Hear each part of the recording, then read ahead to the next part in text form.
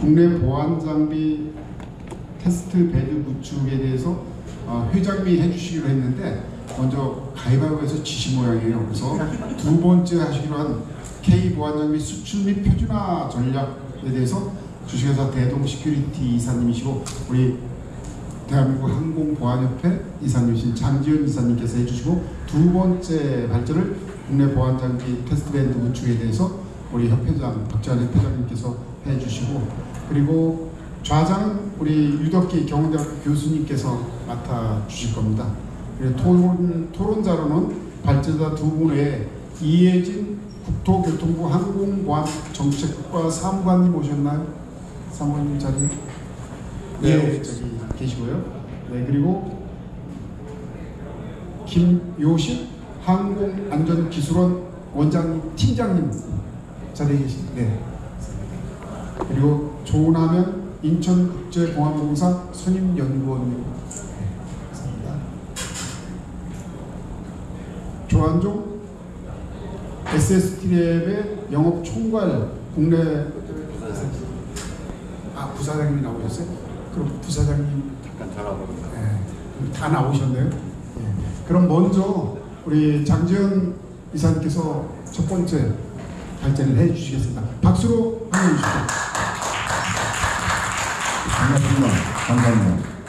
사실 제가 그 보안 산업에 종사한 지가 금년에가 딱 만 41년이 됩니다. 사실 그 예전에 제가 그 젊어서도 그렇고 지금도 그렇고 이 보안 장비 IT 강국이고 자동차 선박 수출 국가인 그 대한민국에서 이 보안 장비만이 유난히 그 국내에 생산하는 게 없었습니다.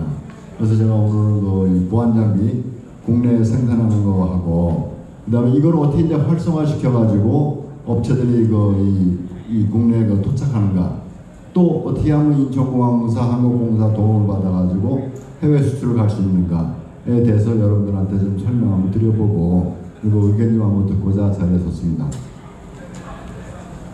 발표는 그 항공보안법 성능 인증 제도부터 해가지고 그 최종 그 K항공 그 활성화 방안까지 7개의 파트로 나눠서 설명을 드리겠습니다. 이 항공보안 장비는 그 우리 국토교통부의 항공보안법에 의해 가지고 성능 인증 제도가 도입됐습니다. 그리고 2018년도 그 일부 법 개정이 돼가지고 성능 인증 제도에 대한 항공보안 성능 인증에 대한 경과 조치해가지고 국내에서 2개 회사가 2가지 모델을 장비 제작했을 때는 어떠한다 하고 내부 그 부칙을 만들었는데, 이 사실 그 성능 인증 제도를 도입하게 된 계기는 국토교통도 그렇고 아마 그 의지는 그랬을 겁니다. 기대 효과를 하죠. 이 보안검색 장비를 완전히 그 국산화해가지고 최종적으로는 항공보안 기술의 자립화를 도모하고자 이 성능 인증 제도가 제가 도입된 걸로 알고 있습니다. 그래서 여기에 대한 것을 다시 한번 설명드리면은, 국내에서 제작을 하게 되면은 여러 가지 효과가 있습니다. 아시다시피 그 유독 그 항공보안 장비만큼은 전량 100% 수입에 의존하고 있습니다. 유일하게 국내에서 수입에 의존하는 것이 이 항공보안 장비입니다. 상당히 거의 안타까운 마음도 있지만은 국내에서 제작을 하게 되면은 일단은 그 부품 이 스미스 디텍션이나 그 랍스캔에 해외 제작사의 그 부품 그 가격이 상당히 고가입니다. 그것도 일부 이 고가의 부품인 그 방사능 발생 장치나 아니면 그 특이한 부품에 대해서는 자회사가 자기들이 생산하는 회사 장비만 부품만 쓸 수 있게끔 만들어놨습니다. 근데 이 국내에서 그 제작하는 회사들 그 아마 공통적인 겁니다. 부품을 전부 호환성 있게 통일을 시켰다는 겁니다. 즉 부품 생산 제작사의 기존 부품을 사용해 가지고 장비들을 제작합니다. 따라서 이게 원가가 많이 절감된다는 겁니다. 또 부품 수급 효과가 좋다는 겁니다. 또 여러분들 아시다시피 그 대한민국이 AI 강국에다가 IT 강국인데 장비 자체가 수입에 의존하게 되니까는 국내에 들어와서 현장에 설치하는 과정에 여러 가지 개조 작업이 들어갑니다. 요 뒤에 그 우리 그 대한항공 출신도 계시고 관세청 출신도 계시지만 장비가 우리 현장 그 설치 조건하고 맞지가 않아 가지고 개조 작업이 또 들어갑니다. 그리고 이 장비를 수입에 오전하니까 운송을 해야 되고 또 도착해서 박스에 채되고 또 계절을 해야 되고 이런 거 모든 비효율적인 비용이 많이 나간다는 겁니다. 근데 국내에서 하게 되면 수요자 맞춤형을 제작한다는 겁니다. 이 장점입니다.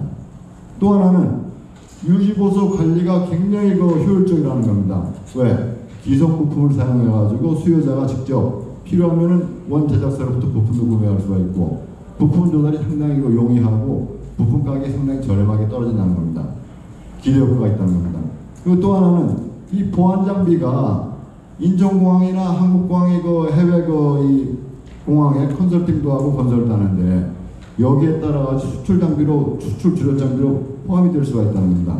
즉 기업들의 경쟁력이 향상될 수 있다는 장점이 있습니다.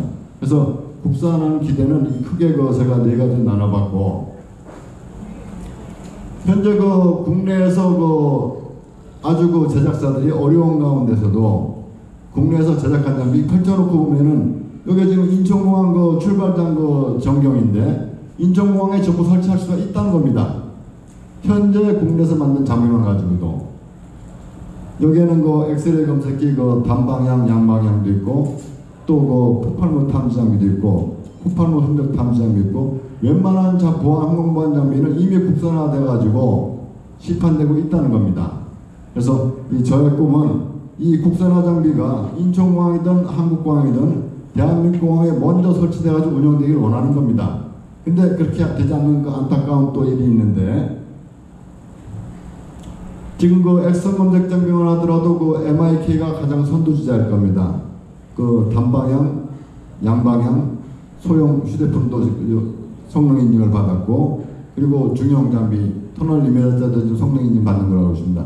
그 뒤를 이어가지고 ST 트랩이 휴대폰 단방향, 양방향, 또 수화물 검색까지 또 에이리스가 또 성능 인증 될 준비 중에 있고 코리아 스캔텍 장비가 또 성능 인증 대기 중에 있습니다. 이미 액션 검색 장비는 2개 회사 이상의 장비가 국내에서 제작돼 가지고 성능 인증 절차를 좀 기다리고 있습니다. 폭발물 탐지 장비의 경우는 SS트랩이 국토부하고 약 10여 년에 걸쳐 가지고 어렵게 개발해 가지고 ECAG 인증까지 받았습니다. 2023년도에. 그러나 이 받으면 뭐합니까? 이 장비가 국내 공항에 들어올 수 있는 처지가 안 된다는 겁니다. 왜? 공항에서 배타적으로 나오기 때문입니다. 이 배타적이라는 것은 이게 초기 생산 장비다 보니까는 시험 대상이 될 수 없다는 겁니다. 근데 제작사가 오죽하면 공항에다가 또 여러분들한테 제안하는 게 있습니다. 힘겹게 만든 장비, 인증받은 장비를 인천공항이든 김포공항이든 무상 설치하고 시운전할 수 있는 테스트베드를 만들어 달라는 겁니다. 그러면 테스트베드를 하게 되면은 여기서 사용 중에 운영 중에 나오는 문제점을 또 개선할 수가 있고 또 실제적으로 미래 발전적인 모델도 나올 수가 있는데 국내 공항에서 놓고 설치할 수 있는 공항이 없다는 거 이게 참 안타까운 현실인 겁니다. 그래서 이 엑스레이 제작사는 오죽하면은 2대 정도를 무상으로 공항에 설치해가지고 테스트 시험 베드를 만들어 달라. 그리고 이 시험 결과를 가지고 자기들은 또 계산을 하겠다. 이겁니다. 아마 이건 이 국토부든 공항에서 한번 검토를 한번 해줘야 될 겁니다. 테스트 베드에 대해서는. 시험할 수 있는 장소가 없다는 건 문제가 있는 겁니다. 수입 장비는 여러분들 지금 인천공항에 이제 시트 장비가 이제 출발 전에 출발 휴대폰에다 설치되고 있지만은 상당히 고가입니다. 장비가 5억에 트레이 5억, 약 10억 정도 들어갑니다. 근데 이 장비에 또 문제가 있습니다. 제네레이터, 디텍터가 한 개로 360도 휘전합니다. 여러분들 저기 전기장치 써놨지만 전기장치 부품 하나가 2억 됩니다. 고장이 났을 때는 대책이 없다는 거고 결국은 비싼 예산을 낭비해가지고 해외 제작사들 배불려주는 꼴이 된 겁니다. 오죽하면 장비를 공급했던 회사에서 인천공항의 향후 자기들 먹여 살리는 이렇게 나오겠습니까? 이게 문제가 있는 겁니다. 그래서 이 수입 장비가 여러분들 설치하는 건 좋지만은 나중에 사후 관리가 상당히 어렵다. 이건 분명히 여러분들이 감안하고 하셔야 될 것 같습니다. 폭발물 흔적 탐지 장비도 이 국내 국내 그 항공보안법 성능 1호 장비가 나왔습니다.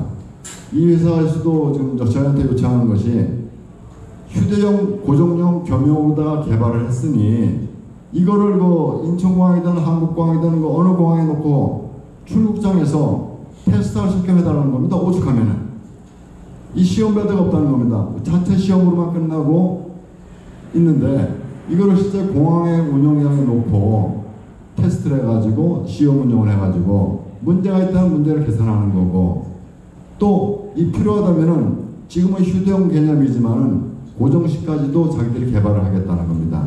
근데 고정식 개발하려면 아시다시피 상당한 많은 비용이 들어갑니다. 따라서 그 고정식 같은 개념의 그 개발을 한다면은 정부에서 좀 도와주십사하고 요청을 하는 겁니다. 곧 이제 전신검사기도 나올 겁니다.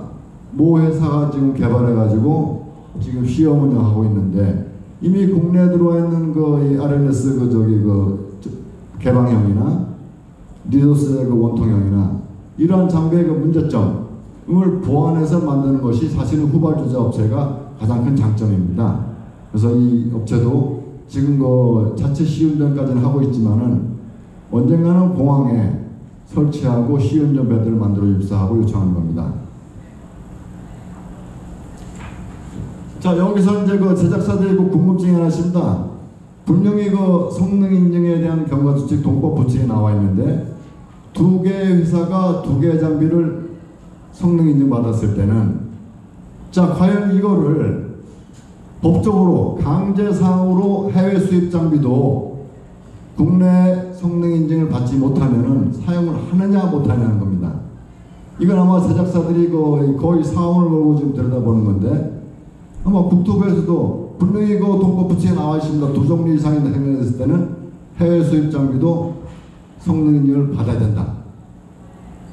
근데 금년에 제가 볼 때 금년에 그 MI 스캔이 이미 한 가지 장비 모델을 받아놨고 그 뒤를 이어서 이제 S트랩이 또 성능 인증 들어갔는데 두 개 회사가 두 개의 모델이 나왔습니다.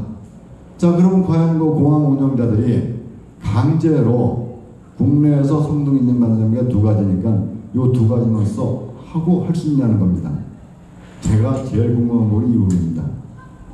법적으로는 분명히 그 두 가지 회사가 각기 다른 모델 두 개를 했을 때 해외 수입사 장비도 성능 인증을 받아야 된다 했는데 과연 이게 지켜지느냐.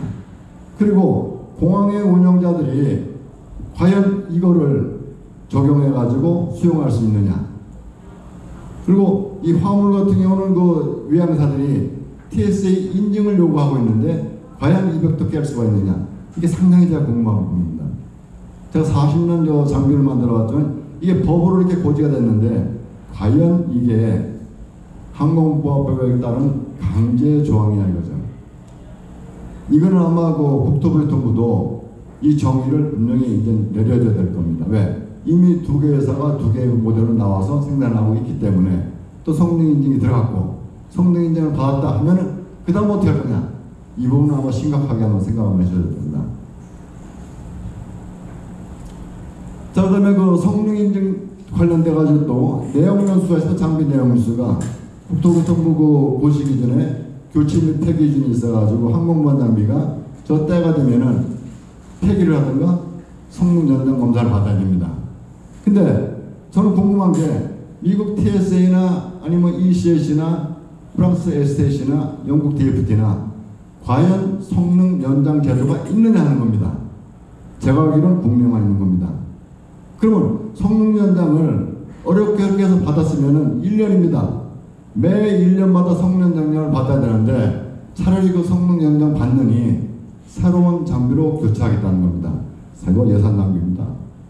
분명히 예산 낭비입니다. 그리고 인천공항에 쓰는 장비하고 군산공항에 쓰는 장비하고 사용 횟수가 틀린데 어떻게 동일하게 내용 연수를 적용할 수 있느냐. 이것도 한 번쯤은 고민해 봐야 될 겁니다. 일괄적으로 폐기한다? 이것도 문제가 있는 거고. 또 성능 연장 검사비가 가장 그 싼 장비가 휴대용 분석 장비가 2년입니다. 1년 성능 연장을 하고자 저거 장비 하나가 25만원, 30만원인데 성능 연장 검사비가 20만원입니다. 이게 말이 되냐 이거죠. 성능 연장 검사비가 너무 과다하다는 겁니다. 그리고 1년마다 성능 연장을 해야 되는데 이것도 문제가 있다는 겁니다. 한번 성능 연장 검사를 받았다면은 최소한 2, 3년은 동일한 그 조건으로 사용하고, 그리고 운영자들이 장비에 문제가 있다면 교체 수준으로 넘어가야지, 이거를 매년 성능 연장을 받아라, 이거는 차라리 받지 말라는 거와 똑같은 겁니다. 그래서 아마 그 법적으로 이미 이 항공모양 종류 운영 유지 관리에 대한 기준이 나왔지만은 이러한 부분은 좀 개정이 되지 않는가. 운영자 입장에서 이건 분명히 저희가 한번 건의를 한번 드리는 겁니다. 성능 연장비를 좀 줄여주고, 연장 검사를 받았다 하면은 1년 단위 연장 검사가 아니라 2년, 3년 장비가 사용하지 자기 성능 완전히 발휘하지 못할 때까지는 저 장비를 사용할 수 있게 해달라는 겁니다. 상당히 그 운영자 입장에서 부담이 가는 부분입니다, 저기. 자, 그리고 이 항공법에 분명히 이 국내에서 항공보안 장비는 국토교통부의 성능 인증을 받으라 했는데, 이 액성 검색 장비의 경우는 액성 검색 장비든 폭발물 탐지 장비든 이 방사성 발생 장치를 사용하는 장비는 사실은 원자력법 우선입니다. 원자력법을 그 기준에서 국내 제작을 하려면은 일단은 생산 시설을 갖춰야 됩니다. 그리고 필수 고용 인원으로다가 감독자가 또 채용이 돼야 됩니다. 그리고 이 방사성 발생 장치에 대한 검사를 또 받아야 됩니다. 설계 승인이나. 이 비용이 원자력법에서 들어오는 영감사 사용자 소요되는 비용이 굉장히 큽니다. 수억 원에 달합니다. 저도 그 운영을 해봤지만은 이거는 이 국내에서 제작하고자 하는 업체가 큰 마음을 품지 않으면 저걸 투자할 수 없는 비용입니다. 일차적으로 원자력법을 기준하기 때문에. 그리고 그 다음 나오는 것이 항공보안법입니다. 공항에 장비를 팔고자 하면 또 항공법에 따라 가지고 장비를 제작해서 모델별로, 그리고 성능 인증을 또 모델별로 받아야 되고, 또 매년 항공안전기술로부터 품질 검사를 받아야 되고, 수입 장비는 사실 월 판매 대행료 50만 원만 지급합니다. 연간 600만 원이면은 수입 판매 상대는 해결됩니다. 그리고 항공법도 마찬가지입니다. 성능 인증은 제작사가 갖고 있는 성능 인증 가지고 대체하면 끝납니다. 그걸로 비용 들어가는 게 없다는 겁니다. 그리고 성능마다 받지 않습니다. 왜? 수입장이기 때문에. 이거는 국내 제작사가 이걸 국내법을 따르자 하면은 엄청난, 수입사에 대비해서 엄청난 그 손실을 감수하고 또 재정적인 부담을 갖고서 국내에서 제작하는, 저는 그 국내 제작하는 그 제작사도 애국자라고 봅니다. 근데 국내법이 이러다 보니까는 어렵다는 겁니다. 그리고 아시다시피 그 국내 제작사들이 대기업이 아닙니다. 다 중소기업입니다. 중소기업이 감당하기에는 너무 많은 그 법적 비용이 부담이 들어가니까는 최소한 인증에 소요되는 비용은 좀 줄여달라는 겁니다. 저기 그 코리아 스캔텍이 4가지 장비 소형, 중형, 대형을 성능 인증 받고자 하면 4억 5천이 들어갑니다. 성능 인증 비용만. 장비를 제작하는 비용 한 5억 들어가고, 거기 들어간 임금이 장비 성능 하나 받자면 10억대가 들어가는 겁니다. 근데 한 가지 모델이 아니었습니까? 소형, 중형, 대형에 또 희한하게 또 이 국토교통부의 항공법이 지금은 제작사 입장에서 악법이 됐습니다. 악법이라는 게 뭐냐? 제작사가 생산하는 모든 장비를 다 성능인증을 받아야 됩니다. 이 항공보안법에 관련된 공항에 쓰는 장비 외에도 기타 기관에 쓰는 장비까지도 전부 성능인증을 항공보안법에서 받으라는 겁니다. 이건 문제가 있는 겁니다. 결국은 업체가 그 성능인증 하나 받자 하면은 수십억이 들어갑니다. 이 업체의 그 애로사항이 있다는 겁니다. 따라서 그 인증의 최소한 인증에 소요되는 비용은 KTL에서는 R&D 작업으로 대체하면 되지 않지만 R&D 사업 수주한다 해서 그냥 갖고 나가는 게 아닙니다. R&D에 대한 성과물을 내야 되기 때문에 그 비용은 R&D 비용입니다. 제작에 들어가는 비용은 별도로 들어가는 겁니다. 따라서 이 국내 제작사들이 최소한 부담이 안 가게 인증에 들어가는 성능 인증 비용은 좀 줄여달라는 겁니다. 진짜 이건 좀 줄여주기 바랍니다. 그리고 인증 기간을 왜 꼭 KTL만 두냐는 겁니다.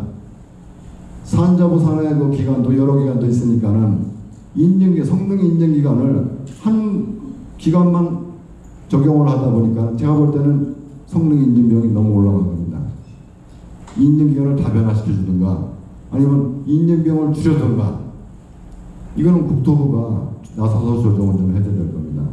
그리고 성능 시험에 좀 위협하더라도 단칼에 이거를 부적합시키지 말라는 겁니다. 이 업체들이 이 성능 인증 받기 위해서 장비를 생산하기 위해서 얼마나 많은 노고가 들어가는데 한두 번에 단칼에 잘라버리면 상당히 업체는 엄청난 타격을 보는 겁니다. 따라서 그 성능 인증에 시험에 다소 좀 미흡하더라도 기관에서 하는 역할이 뭡니까? 가이드, 조언해 주는 거 아닙니까? 이끌어 주는 거. 그래서 이 제작사들이 성능 인증 시험에 무난하게 들어올 수 있게끔 지도 편달을 좀 해달라는 겁니다. 그리고 설령 성능 인증 시험에 떨어졌다 하더라도 제가 부탁하는데 뒤에서 이 회사 장비에 대한 험담을 하지 말아달라는 겁니다. 어렵게 제작사들이 성능 인증을 받고자 노력하고 있는 겁니다. 이건 꼭 좀 부탁드리는 겁니다. 자, 그러면 이 성능 인증 받아가지고 제작을 하면 뭐합니까? 국내 시장에 팔로 가보는데 이미 공항에서는 국내 장비, 생산 장비 제가 볼 때는 환영을 안 하고 있습니다. 왜? 처음 사용 장소가 되기 싫다는 거겠죠, 그거는. 근데 이 국내에서 그 판매도 안 되는데 이걸 해외 수출한다? 이것도 문제가 있는 거 아닙니까?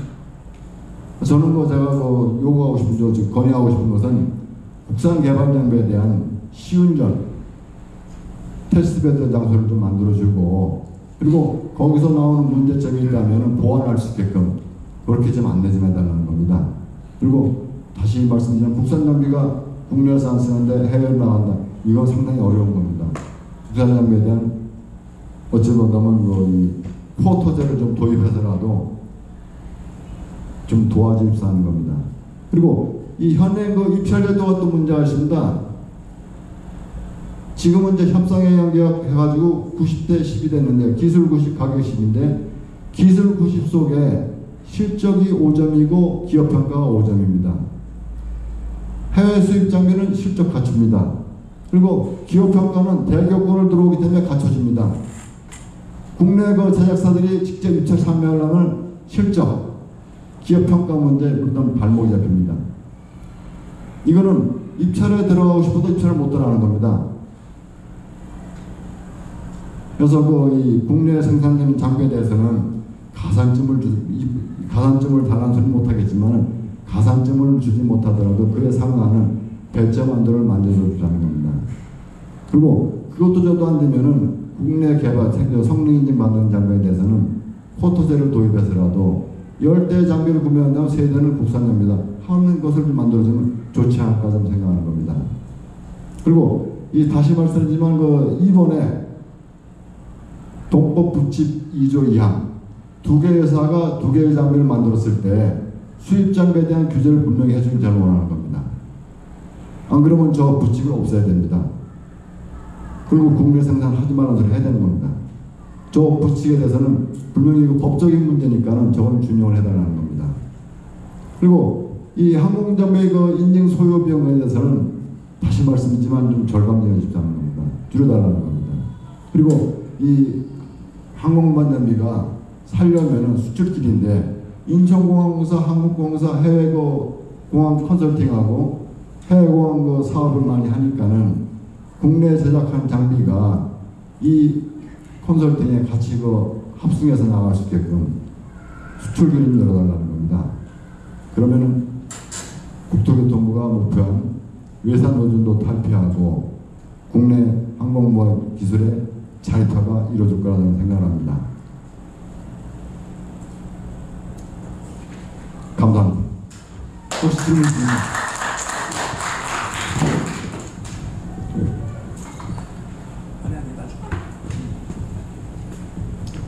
자, 수고하셨습니다. 우리 발자씨 우리 정진희 이사님께 박수 한번 보내주십시오. 국산 장비가 빨리 효율적으로 자리매김하고 또 좋은 장비들이 많이 생산돼서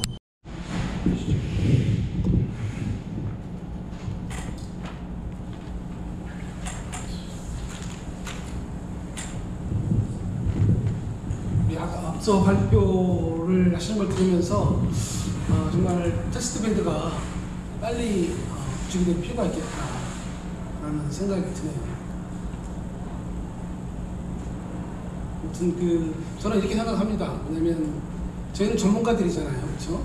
그래서 국토부나 또 국정원이나 경찰이나 이런 국가기관에서 보지 못하는 어떤 또 사실 그런 정책 기획, 집행, 실행하는 곳에서는 현장을 잘 모를 수도 있거든요. 그래서 저희 전문가들이 이런 포럼이나 세미나 이런 데서 그 현장의 목소리를 좀 지속적으로 전달하고 그러면서 소통하고 그러면서 이제 개선해 나가는 게 좋겠다라는 생각이 듭니다. 저희가 이제 아까 항공보안장비 국산화 말씀하시면서 전적으로 외산에 의존하고 있다는 게 너무 충격적인 것 같아요. 대한민국이 지금 얼마나 뭐 IT나 뭐 기술력에서 세계 최고 수준을 유지하고 있는데 왜 우리는 아직 보안 장비는 외산에 유지하고 있는지 한번 좀 생각해보는 시간을 가졌으면 좋겠다는 생각이 듭니다. 제가 오늘 준비한 건 K항공보안장비 테스트베드 구축 필요성입니다. 그래서 시간이 좀 긴박하기 때문에 짧기 때문에 마이크 한번 더 주세요. 잘 안 되나요?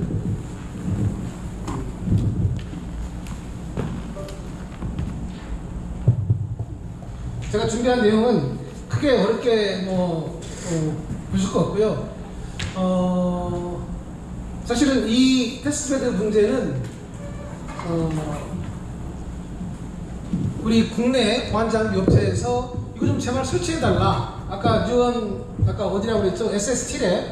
SST랩에서 자기들이 무상으로 새로 개발한 CT 장비를 인천공항에 2대를 지원해 줄 테니까 제발 좀 기회를 달라. 뭐 이런 상황이거든요. 그래서 그만큼 우리 보안 장비 업체들이 좀 목말라 하는 부분 같아요. 그래서 제가 한번 자료를 준비를 해봤습니다. 그래서 편하게 그냥 읽어보시면 될 것 같아요. 왜 테스트베드가 필요한지. 저는 최근에 인천공항에서 승객 대기열이 많이 생겼던 거 있잖아요. 그것도 사실은 이 테스트베드를 거치지 않았기 때문에 그런 현상이 발생했다고 보거든요. 충분히 보안 검색 장비에 대해서 테스트베드를 통해서 여객의 흐름이라든가 또 운영 숙련도 같은 것들을 테스트했으면 그런 일이 안 생겼거든요. 그래서 테스트베드는 좀 장비 오류가 생기지 않는 안전성 확보, 그다음 효율성, 가장 최적의 조건이 뭐냐 볼 수 있는 거거든요. 또 비용 절감, 사전 검증으로 추가. 아까 말씀하신 대로 지금 외산 장비 도입했는데 고장났어요. 그러면 운영 중단, 또 뭐 부속품 들여와야 되고 그런 여러 가지 어떻게 보면 들여서는 안 돼, 우리가 써서는 안 될 돈이 추가로 들어오거든요. 그 다음에 이런 실증 데이터를 확보해야지 우리 K 보안 장비가 정말 말 그대로 글로벌화 될 수 있거든요. 그래서 테스트베드는 정말 필요하다라고 보고 있는 겁니다. 그래서 제가 다 어떻게 넘어가죠? 그냥 이따 때리면 되나요? 이거? 아니요. 마우스 어떻게 해야죠? 내려주면 이걸로? 해외에서 어떤 식으로 지금 하고 있는지를 설명을 드리겠습니다. 일단 라스베이거스 발음이 좋나요? 이 맥커린 국제공항인데요. 얘들은 이노베이션 체크포인트라는 이런 테스트베드를 운영하고 있습니다. 이 특징은 어찌 보면 저희가 이미 우리 인천공항이나 김포공항에 선행하고 있는 그런 보안장비 시스템을 저희들 도입해서 하고 있는 건데, 자동화 검사 때 우리도 좀 하고 있잖아요. CT, X-ray 스캐너 다 마찬가지죠. 살균 시스템 다 하고 있거든요. 또 EAIT 바디 스캐너 이런 경우 같은 경우에는 우리는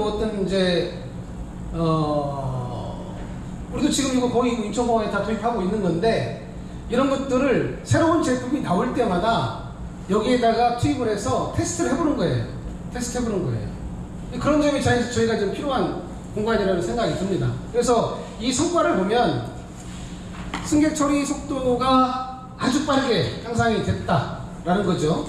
TSA 같은 경우에 이 시스템 도입으로 해서 사전에 검증을 한 결과 최대 20도까지 어떤 승객 처리 속도가 빨라졌다고 하는 거죠. 그 다음에 이제 위생 환경 개선은 코로나 시기에 많은 사람들이 어떤 그 트레이를 접촉하고 이러잖아요. 여기에 대한 어떤 그 부담감이 있는데 이런 것들도 지금 얘들은 테스트벨을 통해서 이런 문제도 좀 해소했던 측면이 있습니다.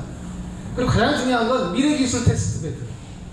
지금 어찌 보면 이 과학 발전 또 어떤 그 노하우 뭐 이런 것들은 지금 아주 빠르게 발전하고 있는데 이거를 테스트해볼 공간이 없는 거거든요. 그래서 미국 같은 경우에는 이 라스베가스에 있는 이 이노베이션 체크포인트를 통해 가지고 자기들이 개발하고 있는 다양한 미래 기술들을 아주 실시간으로 이렇게 좀 테스트를 해보고 있다라는 점을 우리가 좀 인용할 필요가 있겠다는 생각이 듭니다. 다음은 플라이셋. EU가 호라이즌 2020라는 그 프로젝트를 발굴해요. 여기에 들어간 돈이 120조입니다. 120조. 120조를 어떻게 투입했냐면 공항의 안전 확보를 위해서 테스트벨에 투입한 거예요. 그래서 룩셈부르크, 베를린 공항. 그래서 여기는 뭐냐면 독일의 아주 스타트업 기업들이 개발한 기술들을 다 끌어모아가지고 여기에다가 투입을 해서 하는 건데 저희가 이제 관심 있게 봐야 되는 것은 리스크 기반 스크린이라는 거죠. 승객 자체를 나눠요. 믿을 수 있는 사람, 그냥 평상적인 사람, 뭔가 이 사람은 좀 더 관심 가지고 봐야 되겠다는 사람, 이런 거를 분류를 해요. 분류를 하는데 어떻게 분류하느냐? 공항 곳곳에 설치된 카메라, 센서 이런 걸 통해 가지고 사전에 스크린을 하는 거죠. 그래서 자연스럽게 분류를 하는 거죠. 아, 이 사람은 뭔가 의심스럽다. 인핸스, 좀 더 검색을 강화하는 거죠. 그 다음에 모바일 앱과 정보를 공유해 가지고 이건 뭐냐면 실시간으로 어떤 위험 승객이 이제 포착이 되면 그 승객에 대해서 집중적으로 보안 요원이 따라가서 감시도 하고 또 실시간 정보도 교육. 이제 예를 들면 보안 요원이 뭐 앱으로 해서 보내면 검색 요원들이 이 사람에 대해서 좀 더 철저히 검색을 하겠죠. 그래서 모든 것들이 이게 보면 저희가 그냥 모든 승객을 동일한 기준으로 하기보다는 어찌 보면 상당히 효율적인 방법으로 지금 하고 있다. 이게 바로 지금 플라이셋 프로젝트입니다. 이게 지금 제가 동영상을 사실 준비했는데 제가 보내드렸는데 아마 이 파일이 아마 안 오는 것 같아요. 그냥 제가 저 PDF 파일로 지금 온 거를 그냥 번호에 설명을 해드리겠습니다. 이 플라이셋 프로젝트의 성과 효과 뭐 제가 다 이해할 수 있는 부분이겠죠. 리스크 기반 스크리닝 하다 보니까, 그 다음 빅데이터 기반하다 보니까 어찌 보면 기다리는 승객들도 손님들도 줄어드는 거죠. 대기 시간도 감소가 되는 거고, 그 다음에 비디오 분석이라든가 행동 분석을 통해 가지고 또 실시간 정보 공유해 가지고 좀 더 어떤 그 타겟팅한 보안 검색을 하고 있는 거죠. 그래서 어찌 보면 여기도 지금 강조하고 있는 게 미래 기술 도입에 기반 마련을 했다는 거죠. 우리는 아직까지는 뭐 비디오라든가 뭐 AI, 저희 뭐 AI 도입한다고 많이 노력하고 있지만 AI 기반의 이상행동 탐지 이런 시스템 같은 거 없거든요. 얘들은 지금 하고 있는 거예요. 플라이셋이라는 프로젝트를 통해서. 그래서 이런 테스트베드가 사실은 어찌 보면 앞서 나가는 거예요. 앞서 나가는 거. 지금까지 대한민국의 항공 보안이 많이 발전했고 선진국이라는 얘기를 듣고 있지만 아직도 보안 장비 분야에서는 후진국으로 평가받고 있잖아요. 이게 지금 앞으로 나가려면 테스트베드가 있어야 돼요. 결국 미래 기술을 테스트하는 것이 테스트베드이기 때문에 마이애미 국제공항 PIDS 시스템 이것도 저도 보면서 어찌 보면 지금 저희도 이 부분에 대해서는 많은 고민을 해야 될 것 같아요. 왜냐하면 지금 국제 어떤 그 시장 조사기관의 평가를 보면 앞으로 항공보안 시장, 공항보안 시장이 폭발적으로 성장을 한다라고 분석을 하고 있거든요. 근데 어느 부분이냐? 이 외곽 경계 탐지 시스템이에요. 이게 지금 어찌 보면 여객터미널에 대한 스크린 이쪽은 좀 많이 투자가 됐지만 이 외곽은 아직도 여전히 우리는 지금 뭐 장력 시스템이라든가 뭐 이런 걸로 민영철조망 이렇게 되어 있거든요. 지금 이 미국 마이애미 국제공항 같은 경우는 TSA가 돈을 들여가지고 이 광섬유 센서, 레이저 월, 지상 레이더, 라이다 이거를 통합적으로 구축해버렸어요. 통합적으로. 저는 그 레이저 월을 보고 깜짝 놀랐어요. 레이저 월. 이 레이저 월이라는 건 레이저를 쏘는 거예요. 그러니까 뭐냐면 가장 큰 문제가 외곽 울타리라는 게 너무 광활하잖아요. 이거를 다 커버할 수 없거든요. 그렇다고 모든 인력들을 투입해가지고 곳곳에 감시소서 설치하고 이럴 수는 없거든요. 그렇죠? 정말 얼마나 좋은 어떤 그 선진 어떤 그 추적 탐지 시스템 구축이 되어 있습니까? 레이저를 해가지고 보이지 않아요. 보이지 않지만 레이저를 쏘아가지고 어떤 그 레이저가 딱 끊겼다는 것은 침입 감지됐다는 얘기거든요. 이런 식으로 이걸 다양한 형태의 기존의 물리적인 어떤 그 보안보다는 최첨단 과학기술을 활용한 외곽 경비 시스템을 지금 만들고 있다. 이제 동영상 준비했는데 넘어가도록 하겠습니다. 이 PIDS의 성공과 시사점, 실시간으로 침입이 감지된다 이거죠. 몇 초 내에. 여담으로 제가 인천공항 근무할 때 저는 일부러 외곽 그 탐지 시스템이 작동하는지 확인하기 위해서 제가 일부러 차를 몰고서 가서 외곽을 타의 특정 지점에 가서 막대기로 쳐봐요. 이렇게 탐지가 되는지. 근데 실제 안 와요. 제가 이걸 아무리 때려도 30분 기다려도 안 와요. 그거는 제대로 작동하고 있지 않다고 보는 거거든요. 근데 지금은 이런 그 복합적인 최첨단 과학 시스템을 도입하면 실시간 침입 감지가 된다는 얘기죠. 그러니까 효율적으로 구역의 감시가 할 수 있다는 얘기죠. 광섬유 센서, 레이저 월, 라이다 24시간 실시간 감시할 수 있다. 이런 겁니다. 오작동. 이게 지금 광섬유 센서라든가 레이저 월 이것들은 기후, 바람 이 조건과 상관없는 거예요. 지금 대부분의 어떤 우리 현재 인천공항이나 국내공항에 설치된 외곽 경비 시스템, 침입 감시 시스템은 오작동이 많아요. 동물에 의한 오작동, 또 바람에 의한 오작동, 또 기후 조건이 안 좋으면 작동이 잘 안 되는 부분도 있거든요. 그런 것들을 다 막을 수 있다라고 보는 거고, TSA 같은 경우에는 지금 상당히 성공한 어떤 그 평가를 하고 있습니다. 성공적으로 해가지고 이거를 저녁에 미국 공항, 그러니까 연방 차원에서 관리하는 모든 공항에 도입하겠다라고 지금 발표를 했습니다.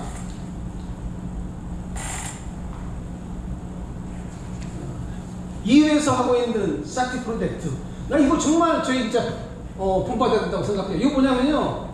저희는 어떤 그 공항에서의 어떤 위험 상황, 테러 상황, 위해 상황이라고 한다면 따로 물리적 상황과 사이버 상황을 분리하는 경향이 있거든요. 근데 사실은 불순분자, 테러범들이 공항에 대한 안전을 공격할 때는 이걸 결합한다는 얘기죠. 이 물리적 공격과 사이버 공격을 동시에 한다는 얘기죠. 동시에. 그래서 이 EU의 사티 프로젝트는 어찌 보면 공항에서 발생할 수 있는 현실적인, 이제 우리 머릿속에 있는 거 생각하지 말자 이거죠. 현실적인 위험 상황에 대해서 어떻게 우리가 알아채리고 대응할 수 있느냐, 이거를 지금 얘들이 테스트를 하고 있더라고요. 그래서 다양한 공격 시나리오를 만들어 가지고 직접 이렇게 하는 거죠. 그래서 예를 들면 이거죠. 해커가 출입 통제 시스템에 들어가서 그거를 무력화 시켜버려요. 그러면 우리가 공항 출입증을 딱 찍고 들어갔을 때 패스, 이 사람은 이제 뭐 인가받은 사람이라고 하기 때문에 들어가는 거죠. 하지만 해커가 출입통제 시스템을 해킹해가지고 무력화 시켜버린다면 인가받지 않은 사람이 그냥 들어갈 수 있는 거거든요. 이런 형태의 복합적인 공격이 일어나는 게 공항 현장이다라고 보고 있는 거죠. 여기에 대한 대비를 하는 거고, 얘들은 지금 이런 물리적 사이버 공격이 동시에 이루어지는 걸 가상으로 해가지고 시뮬레이션 하면서 대응 활동을 하고 있다라고 보시면 됩니다. 그래서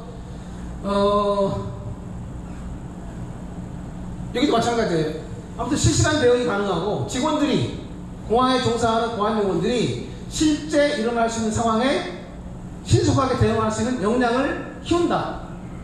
이렇게 좀 이해를 하시면 될 것 같아요. 그 다음에 그 드론, 저희가 지금 세션 쪽에서 드론 얘기했지만, 지금 LA에서 지금 TSA 협력에서 지금 드론 탐지 추적시킬 기술을 지금 테스트베드를 활용해서 하고 있는데, 아까 제가 말씀드린 대로 여기 나와 있는 모든 것들을 종합적으로, 통합적으로 운영합니다. 그래서 탐지율을 높이는 거죠.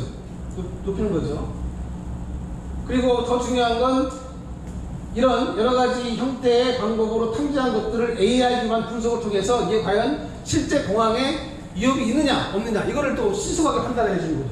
드론이 지금 가장 큰 문제가, 드론이 오는 거예요. 너무나 빠른 속도로 오는데 현재 지금 상태로는 과연 저 드론이 우리 공항에 위협이 되는지 이 판단이 어려운 거예요. 그렇죠? 이걸 격추시킬 거야 말 거야.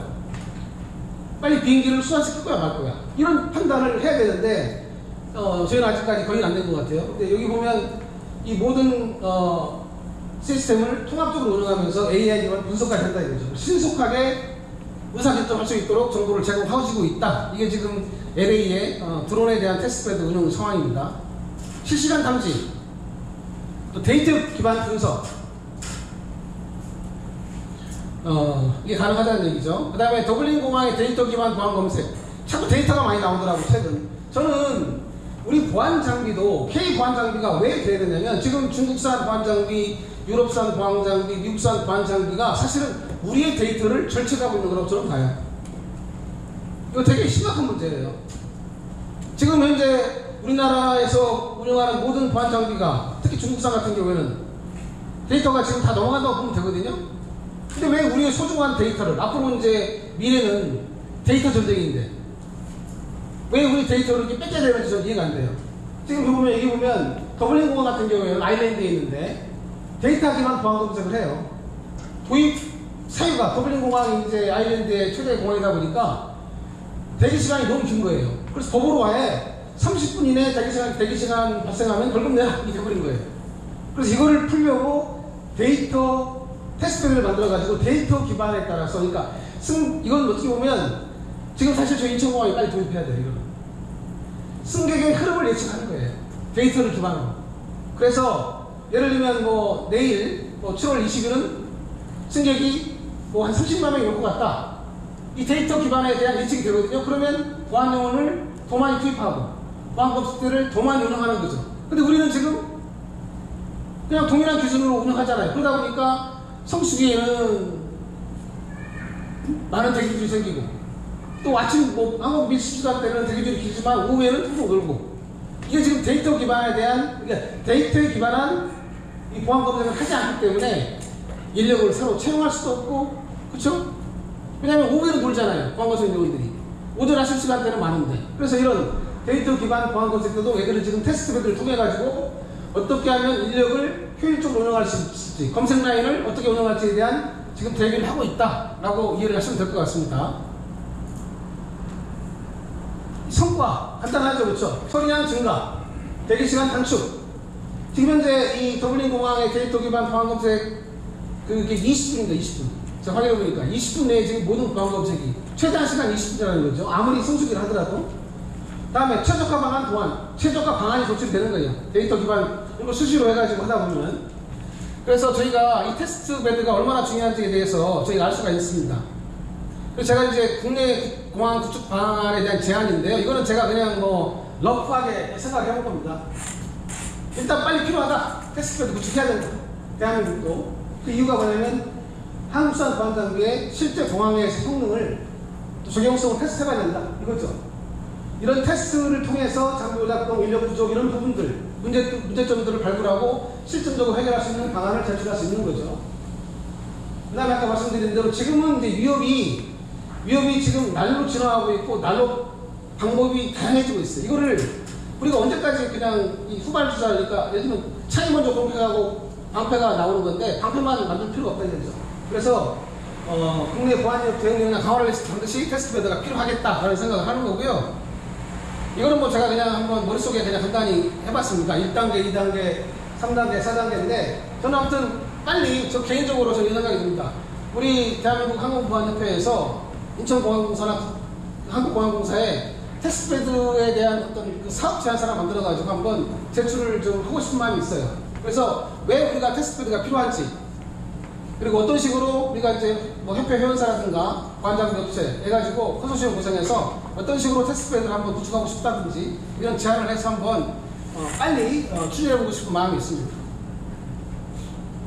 이것도 제가 그냥 얘기했지만 아무튼 이런 다양한 기대 효과가 있다라고 말씀을 드립니다. 이상 보고 발표 마치겠습니다. 감사합니다.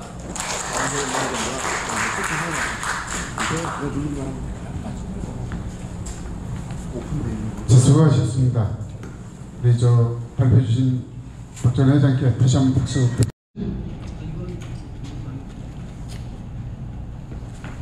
유경기 경북대학교 교수님을 소개하겠습니다.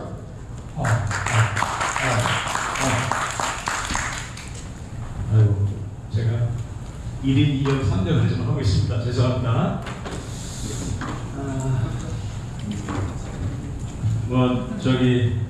중요한 토론을 하고 있는데 발표도 그렇고 요거 좀 꺼주시면 안 될까요? 아까 리모컨으로 하던데 노리부셔가지고 많은 분들이 지금 빠져나가다 보니까 좀 맥이 빠지는 부분도 없잖아 있는데 제가 그래서 오늘 국토교통부에서 오시고 또 우리나라의 항공관 장비 산업과 관련해서 나름대로 큰 역할을 하시는 분들이 있고 또 지금 플로어 계시는 분들도 이번 토론에 관심이 상당히 많은 것으로 제가 듣고 있습니다. 그래서 제가 녹화를 지금 하고 있습니다. 녹화를 해서 그런데 유튜브나 이런 데 오픈을 하면 아무래도 우리 그 항공보안 장비 산업계가 가지고 있는 애로사항들 이런 것들이 우리 그 사무관님 와 계시지만 해결 못합니다. 결국은 우리들이 여러 군데 얘기를 하고 또 이런 거를 자주 만들고 이러면서 하나하나 해결이 되리라고 생각합니다. 오늘 패널 토론은 좀 시간이 많이 지났기 때문에 약 한 30분 정도 그래도 좀 1시간이 경과가 됐습니다. 그래서 한 30분 정도를 하게 되는데 우선 그 토론문은 지금 책에 다 들어있고요. 토론에 참여하시는 분들 4분께서 각각 한 2-3분 정도씩 본인 기관일 수도 있고 본인 지금 하고 있는 연구사항도 좋고 그런 내용들을 한 2-3분 정도 얘기하시고 그리고 이제 우리 발제하신 분들이 또 얘기 듣고 또 한번 말씀하시고 플로어에서 골고루 돌아가면서 좀 말씀하시고 그렇게 하면서 진행하면 한 30분 정도는 되지 않을까 이런 생각이 듭니다. 그래서 먼저 그 말씀 드리기 전에 제가 어제 그제 우리 학교 교수 전체 모여서 1박 2일 워크숍을 했는데 거기에서 DX, AX 이런 얘기가 나옵니다. 지금 4차 산업 시대이기도 하고 오늘 이 자리에 오신 분들이 대부분 다 4차 산업 특히 AI와 연관되어 있는 그 기술 또 장비를 지금 다루고 있는 걸로 알고 있습니다. 아까 박재환 회장님이 FID, PIDS 그러니까 외국 침입감지 시스템에 대해서 얘기를 했는데 지금은 그런 부분은 우리 항공보안업계 쪽에서는 그렇게 지금 얘기를 안 하고 있거든요. 그래서 그런 부분까지도 오늘 같이 좀 논의가 됐으면 좋겠습니다. 그래서 먼저 다 해결을 못 하시겠지만 현재 국토교통부 항공보안정책과에서 이 업무를 담당하고 계시기 때문에 우리 이혜진 사무관님 어떤 말씀을 나오는지 한번 박수로 환영하도록 하겠습니다.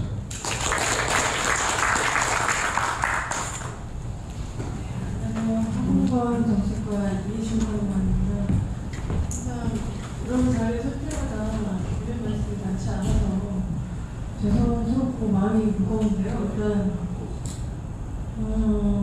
국산 장비업체 장비 제작사분들을 제가 이제 모셔놓고 간단히 한 2번 정도 했습니다. 4월에 한 번 하고 6월에 한 번 하고 그때 이제 저희한테 여러 가지 애로사항이나 요구사항들을 말씀해 주셨는데 일단 첫 번째로 말씀해 주셨던 게 이제 아까도 회장님이 말씀해 주신 숫자기반 수출에 관한 거예요.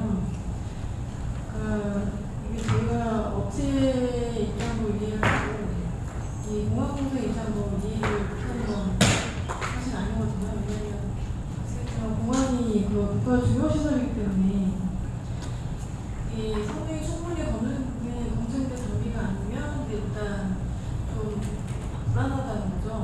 공항공사 입장에서는 이게 왜냐하면 바로 보안 실패로 이어질 수 있기 때문에 그래서 그런 부분을 제가 되게 못하는 건 아니라서 저희가 사실 강요할 수는 없는 상황입니다. 솔직히 말씀드리면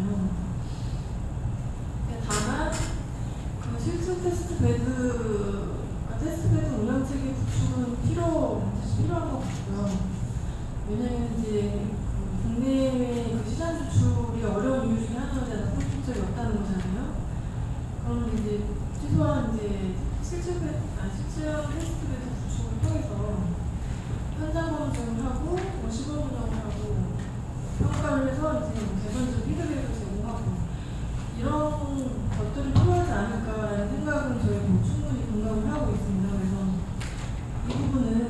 좀 보안공사, 양보안공사하고 충분히 검토 협의를 할 예정이고요. 그 다음으로 이제 저희한테 말씀해 주셨던 게 이제 수출 지원에 관한 부분인데, 산업부 수출가업자 사업이나 그런 것들이 많이 있는데, 사실 저희는 국토부 자체 예산은 없는 상황입니다. 그래서 이것도 이제 장기적으로 예산 확보를 해서 추진을 할 계획이긴 한데, 지금 당장은 저희가 이제 확보하고 있는 예산이 없으니, 산업부 수출 다들 잘 알고 계시겠지만 수출가업자 사업이라든가 아니면 중기부에서도 글로벌 엑셀러레이팅 지원 사업이라는 걸 하고 있는 걸 알고 있거든요. 이런 것들을 많이 활용하셔서 수출 마케팅 서비스를 좀 제공받으시는 게 좋지 않을까 하는 생각이 들고요. 그다음에 이제 정부 R&D 지원 부분인데, 아시겠지만 저희가 정부 R&D 지원 사업을 하고 있는 게 꽤 있습니다. 그래서 예를 들어서 SS트랙 같은 경우는 지금 13년도에 R&D 지원, 정부 R&D 지원 사업으로 3D 엑스레이 개발을 했고요. 23년도에 이제 ECC 기준을 받으셨습니다. 그리고 새롭게 이제 지능형 3D 엑스레이라고 해서 21년도부터 25년도까지 이제 사업을 하고 계시고, 내년도에 이제 ECC 인증라고 제가 들었습니다. 그래서 이런 사업들을 하고 계시는데, 이런 기술 경쟁력을 확보하기 위한 이제 국내 제조사들 기술 수요를 반영을 해서 저희가 이제 정부 R&D 사업을 이제 발굴해서 지원할 생각이고요. 그리고 이런 R&D 성과물이 또 있기 때문에 진흥원하고 같이 이제 각각 R&D를 통해서 우리가 이제 어떤 여러 가지 성과물들을 공유하는 자리를 한번 마련해 보려고 합니다. 그리고 이게 진흥원에서 매년 이제 매년 기술 수요 조사를 해서 과제 발굴을 하고 이제 기획 연구하고 예산 편성하고 이렇게 하고 있는 걸 알고 있는데요. 진흥원하고 이제 좀 같이 협력을 해서 이런 기술 장비, 국산 검색 장비 관련한 기술 수요가 충분히 반영될 수 있도록 노력하도록 하겠습니다. 그리고 이제 마지막으로 이제 홍보 지원에 관한 거였는데, 이번 주 16일부터 18일까지 이제 저희 항공보안 주간 처음으로 개최하는 건데요. 이번 행사 때 저희 국산 보안전 검색 장비 홍보 부스를 처음으로 설치해서 홍보를 충분히 했다고 생각이 듭니다. 한 5개 업체 정도 와주신 걸로 기억을 하는데, SS트랙이나 이런 S&P 이런 데 오셔가지고 장비 홍보해주시고, 그래서 좋은 자리였다고 생각이 듭니다. 그리고 이제 이 항공보안 주간을 올해 처음 하는 거지만 좀 미흡한 점도 없지 않아 있긴 했지만 보완해서 이제 계속 매년 개최할 예정이고요. 더 많은 업체들이 이런 홍보부스가 있는 행사에 참여를 해주시면 좋을 것 같습니다. 그리고 저희가 아이카오 회의를 개최를 하는데, 9월달에 이제 캐나다에서 아이카오 총회를 하거든요. 그때도 총회 기간 중에 저희가 이제 국토부, 공항공사, 항공사 이제 팀 코리아라고 구성을 해가지고 홍보 부스를 운영할 예정입니다. 그리고 APEC 정상회의 때도 스마트 모빌리티 포럼 계획을 해가지고 교통 분야 기업 전시를 할 예정입니다. 8월 4일부터 8월 8일까지요.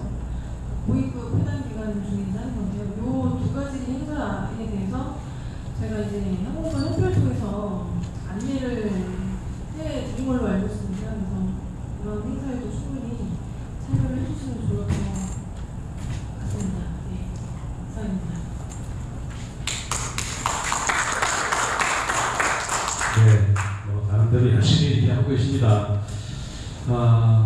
다음은 우리 항공안전기술원 원장님 좀 계속 끝까지 참여하고 계시는데요. 관심이 그만큼 많으신데, 우리 김효식 팀장님이 항공안전기술원에 이제 장비 인증검을 한다고 했잖아요. 인증뿐만이 아니고 관련해서 하실 말씀 좀 나눠주시기 바랍니다.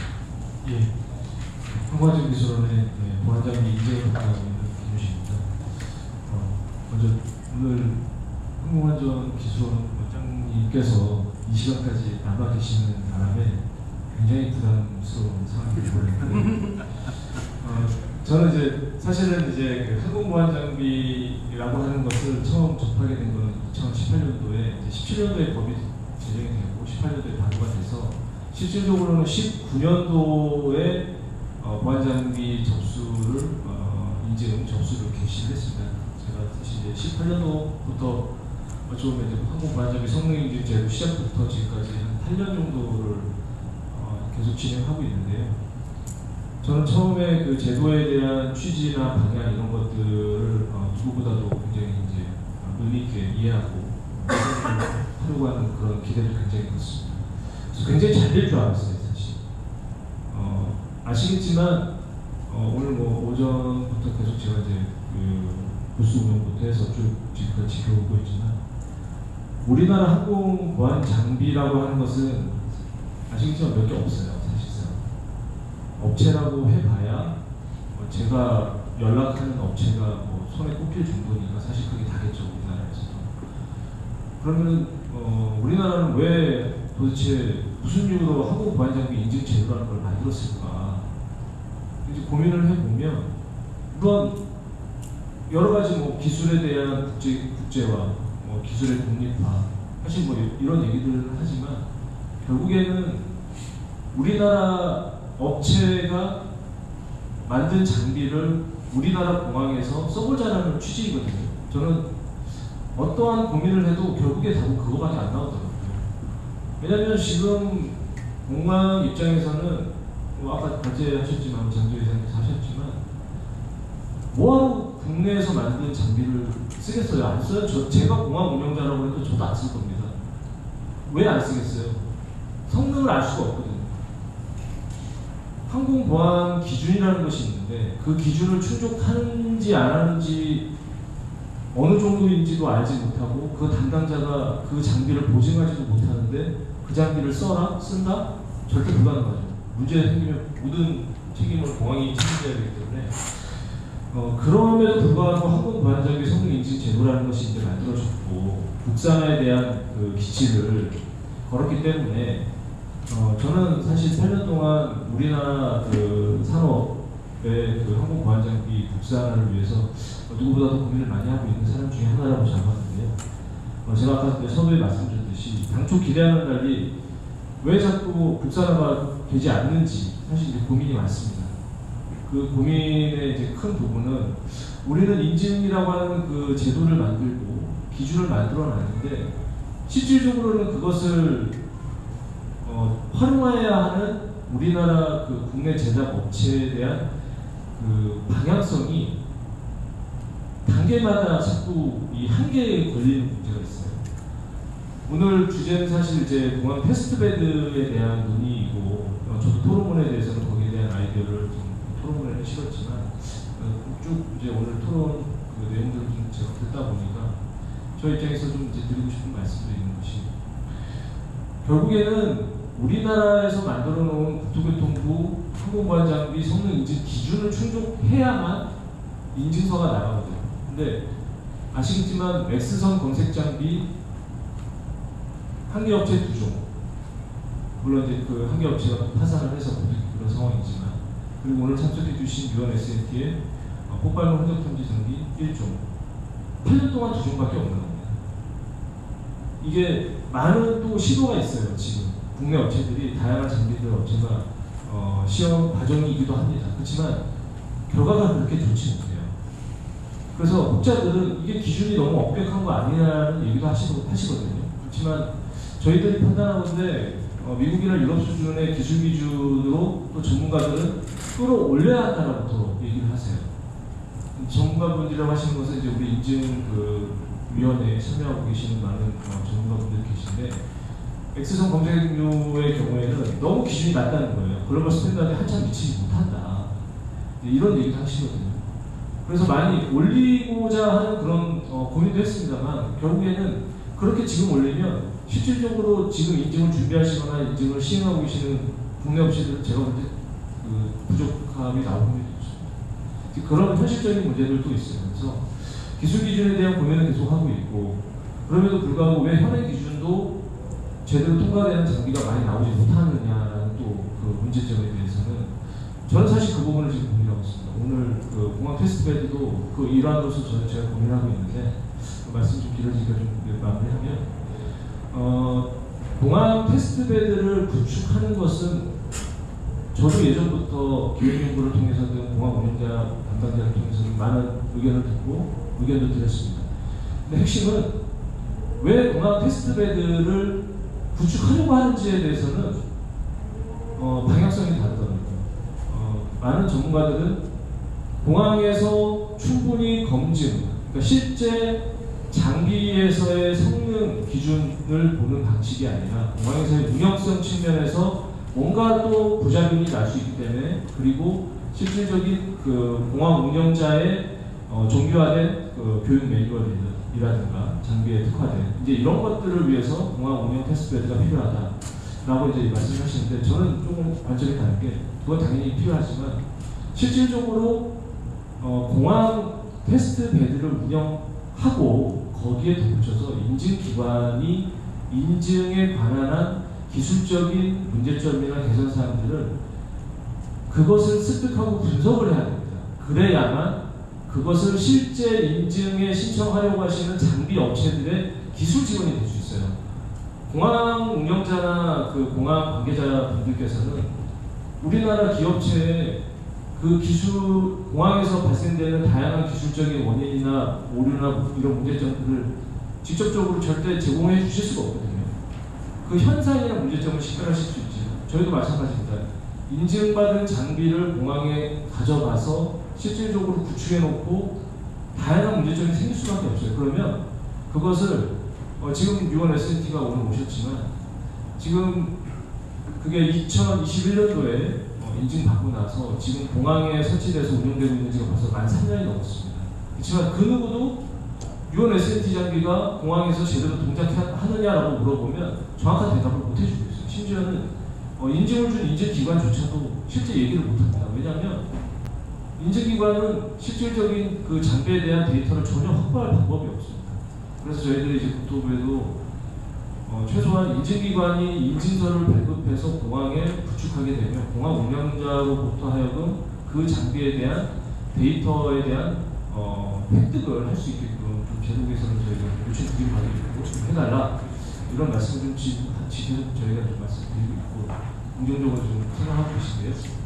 여기는 이제 인증기관이 그런 중심을 잡고 공항 테스트베드에서 나오는 그 다양한 데이터를 국내 그 도전을 하려고 하는 X선 검색 업체라든가 이런 그 제작 업체, 국산화를 노력하는 업체들에게 역할을 해줘야 된다고 저는 말씀드리고 싶고요.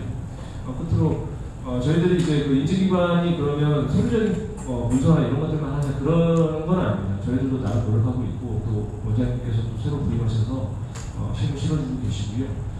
저희 인증기관이 이제 좀 생각하는 방향은 사실 이제 돈을 획득하고 인력을 획득하면 사실 모든 것이 해결됐다고 저희들은 보여지는데 그것은 사실 좀 요원한 얘기고요.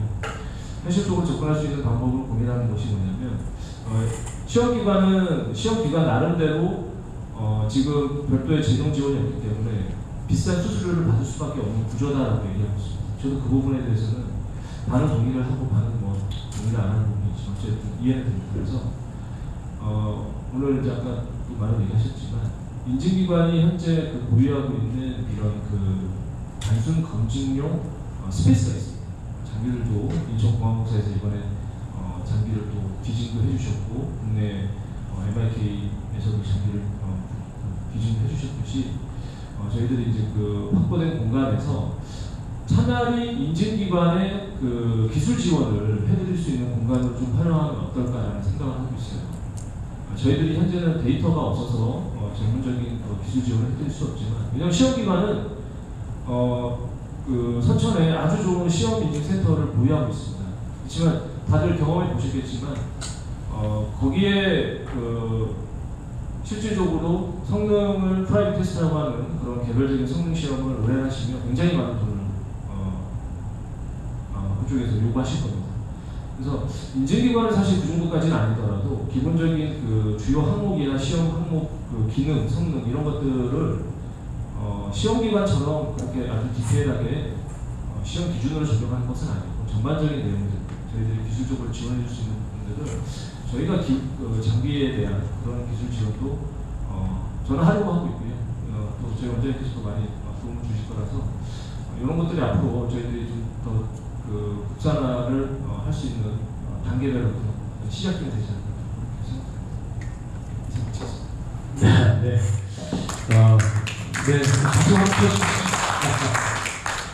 네. 뭐 얘기가 이제 거듭되면 될수록 보니까 계속 어려운 일들이 많이 나오는 것 같은데 이제 실제 테스트베드 아까 우리 그 대표장님도 말씀 나누셨는데 테스트베드로서 역할을 요구받고 있는 인천공항공사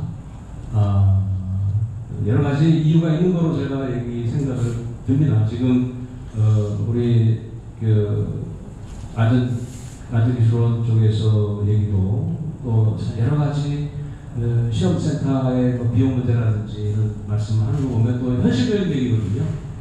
제가 또 현실적인 얘기를 이전에 우리 인천공항공사 보안장비팀 쪽에도 한번 가서 한번 얘기를 나눠보니까 거기 나름대로 또 현실적인 문제가 또 있습니다. 그러니까 장비로서 인증뿐만이 아니고 전 세계적으로 뭐라 그러죠? 공통적으로 저 장비는 최고다라고 하는 그 인천공항의 네임에 맞는 뭐 이런 수준의 장비를 또 원하고 있는 것도 사실입니다. 근데 이런 부분도 우리가 우리 이제 이따 개발자 쪽에서 말씀하시겠지만 그런 부분들도 감안을 해서 우리가 이 상황을 대처를 해야 되지 않느냐. 그래서 어쨌든 이제 우리 전화면 우리 박사님이 인천공항공사 대표로 나오셨는데 공항산업기술연구원에서 선임연구원으로 계십니다. 뭐 양쪽, 그러니까 운영자의 입장 또 연구자의 입장에서 한번 말씀 한번 나눠주시죠. 네, 반갑습니다. 인천국제공항공사의 전우입니다. 오늘 하루가 굉장히 기네요. 저희 아침 그 행사하고 여기 바로 넘어오고 그래서 말을 짧게 하겠습니다. 앞서 말씀들을 많이 하셔서 일단 저희는 이제 R&D에도 참여를 하고 있고요. R&D 기술을 검증하기 위해서 오늘 행사가 있었던 T1 교통센터에서도 실증을 좀 진행한 적도 있습니다. 여기 대상으로 많은 한계점이 있었고요. 아직 개발 중인 장비가 실제로 운영하기에는 한계점을 굉장히 많이 가지고 있었습니다. 그래서 그게 지금 실제로 운영되는 여객 이 기술 쪽에 들어간다는 거는 상상할 수 없을 정도의 문제점이 조금 있어서 아직 그걸 많이 보완이 돼야 된다고 생각을 하고요. 인천공항은 실제 사용 기관이기도 하고 운영 기관이기도 합니다. 그래서 성능이라든지 이런 것들은 아마 앞에서 있는 키아스나 이런 쪽에 성능을 충분히 확보해 주신다는 거면 그리고 그게 인증이 났다고 하면 운영할 수 있는 공간들을 좀 마련해서 실제 운영해보고 사용성을 개선하고 신뢰도를 확보할 수 있는 거는 인천공항이나 한국항공사가 해야 될 역할이라고 충분히 생각을 하는데요. 그게 모든 게 인천공항이 하세요 이렇게 해서 되는 건 아니라고 저도 보고 있습니다. 제도적으로도 좀 마련이 돼야 될 것 같고요. 그다음에 그게 키아스라고 좀 연계가 돼서 인증을 받는 제품이 어디에 실증을 하고 싶습니다. 그러면 그 공간들을 마련하고 그게 피드백이 가야 되는 상황들이 조금 있어서 개발기관이라든지 인증기관이라든지 저희 실증기관으로서 공사, 인천공항이나 한국항공사가 움직일 수 있는 순환되는 체계가 좀 마련이 돼야 될 것 같고요. 아마도 저희가 굉장히 크리티컬하게 생각하는 부분은 여객이 가장 많이 스트레스를 받는 곳이 공항공사잖아요. 왜냐하면 시간이 제일 많이 소비되기도 하고 그 다음에 자기 물건에 대해서 이상이 또 발견될 수 있는 공간이기 때문에 그쪽을 바로 들어가기보다는 이제 공항에서 운영되는 초소라든지 상부지원 초소라든지 먼저 사전적으로 현장에서는 검증을 하고 거기서도 충분히 사용성이라든지 신뢰성에 대한 이야기가 나올 수도 있거든요. 그래서 그런 부분들이 함께 이루어지면 아마도 국내 장비들이 충분히 더 신뢰도를 갖고 해외 발로도 개척을 하고 국내 공항에서도 사용할 수 있는 체계가 되지 않을까 생각을 하고요. 그러니까 저희 사무관님께서 말씀하셨지만 인천공항에도 같이 협력하는 기관들하고 해외 팔로 지속적으로 개척을 하고 있습니다. 그래서 그런 프로그램들도 충분히 이용할 수 있는 계기가 되지 않을까 싶습니다. 저는 이걸로 짧게 가능하겠습니다. 네, 진짜 정말 현실적일 수밖에 없는 사항인데요. 이번에는 우리 이제 장비 개발업체 택배에서 현재 엑스레이 장비도 지금 AI 기술까지 포함해서 하고 있는 우리 SST의 조한동 우리 영업총괄이사님께서 좀 말씀을 좀 해주시면 되겠는데, 제가 그 조한동 이사님 그 발제문 자료를 받아보니까 아주 의미 있는 얘기가 하나 있는 걸 제가 봤습니다.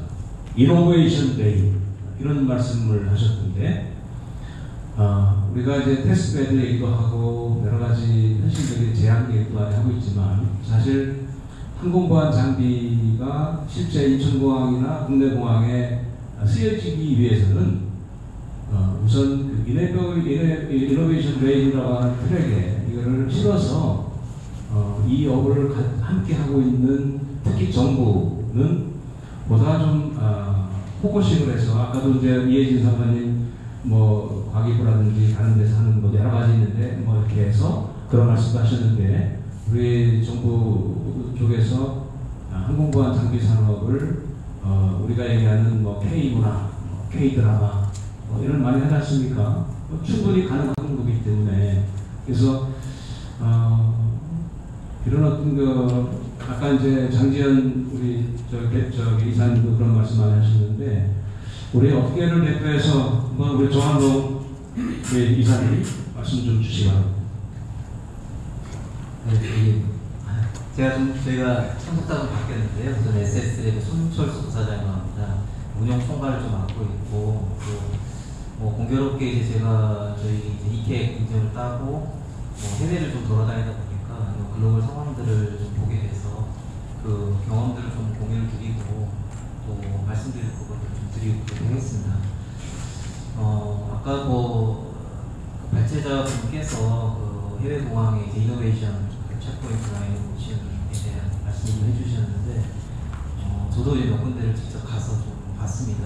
저희 제작사로서 무엇을 해야 되나 이제 그걸 좀 이렇게 고민을 하기 위해서 좀 봤는데, 뭐 여러 포인트를 봤지만 좀 기억에 남는 부분 하나는 결론부터 말씀드리자면 어떻게 앵커링을 하느냐가 굉장히 중요한 것 같습니다.